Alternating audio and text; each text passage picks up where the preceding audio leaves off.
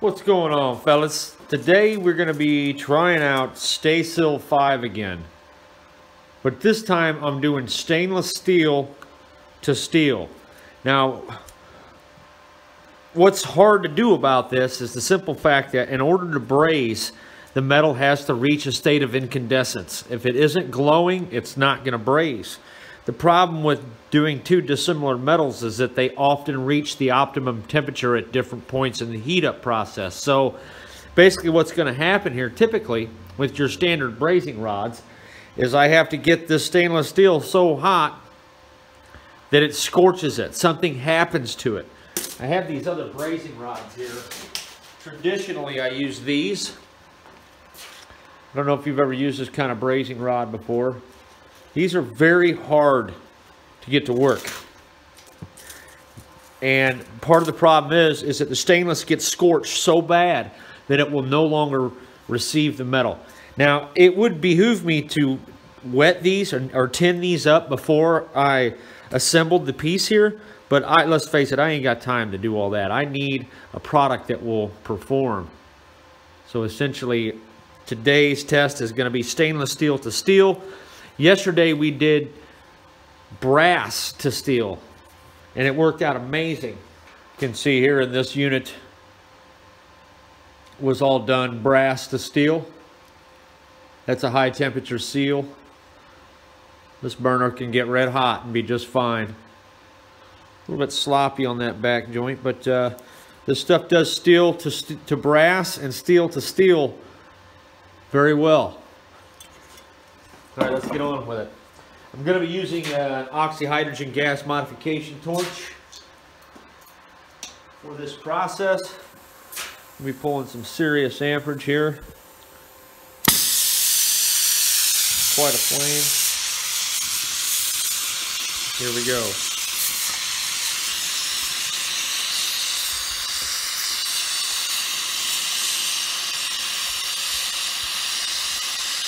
Already getting that stainless too hot, I'm seeing that. It's sticking right on there though. That's a good sight.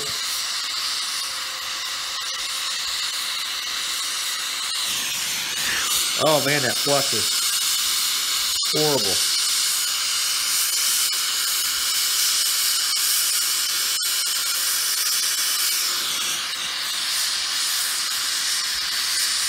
Okay, so far so good. I've got way too much on there, but uh-oh, I think I scorched the back side of this one.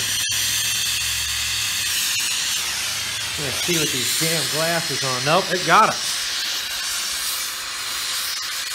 That entire joint is good to go. Just got to get that. See how it's stuck to the stainless, but it's not wet into the steel yet? That's the transition that usually fries everything to death.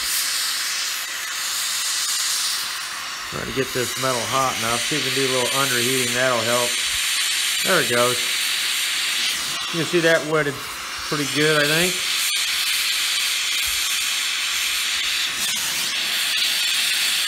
Nice.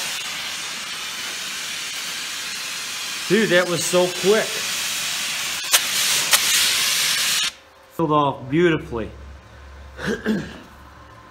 Now all I got to do to wash this flux off is get it wet with water. This stuff washes off great with just water. This is a 1 million BTU burner nozzle I'm building here. The reason I braze these stainless steel rods in is to heat proof the nozzle. Let's take a look at this cleaned up. This stuff tarnishes pretty quick right after you clean it up. It'll take on a real nice sheen. I can tell you what, man, I've done a lot of brazing in my day, guys, and this stuff is a godsend. I've walked by it in the aisles for years. Finally talked myself into buying the cheapest batch they have. And the coolest thing about this is they have higher melting point formulas. So I really dig that. Now these things can get quite pricey. Up to $35 for a little tube of this. But this one here was 13 bucks. I'm going to leave a link in the description. You might be able to pick it up cheaper at Amazon. But you got to have this flux when you're doing stainless or anything other than copper. If you're just doing copper to copper, this stuff does not need flux. it will adhere to dirty copper like it ain't nothing. One thing I would like to point out to the more advanced user is this particular formula does not flow very well in tight crevices, it doesn't appear. Like if this would have been a solder joint, we would be seeing some bleed through right there, some capillary action. So this is a pretty thick formula. It didn't capillate. But nonetheless, another good thing about this is had I used the typical standard brazing rod, now when I go to weld this piece together, if it was the regular standard braze, that stuff explodes into a blue fire when it comes anywhere near an arc.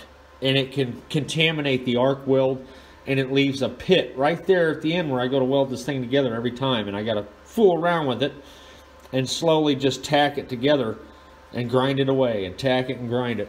But I couldn't keep this one to myself, guys. I'm not trying to get rich here with the whole Amazon thing. Just trying to stay alive, man. And when I come across something like this, I'm definitely going to hook you up with it. So there you go. Go so far as to say that this is the find of the year for me. This right here is going to increase my productivity and abilities by a lot. I'm constantly getting in a situation where I'm building stuff with solder, these nozzles in particular, and I don't know what applications some of my customers are using these things for. I want this nozzle to be able to get red hot. I mean, if you shut down a kiln after it's been running for 6 hours, the heat that starts rushing out of the kiln may backwash into the unit here and just melt me half to death. Man, I did a really crummy job on that. I didn't realize how bad that was. It doesn't leak though. I just didn't let that wet all the way. So, at any rate, stay silv 5. Definitely worth the money, guys.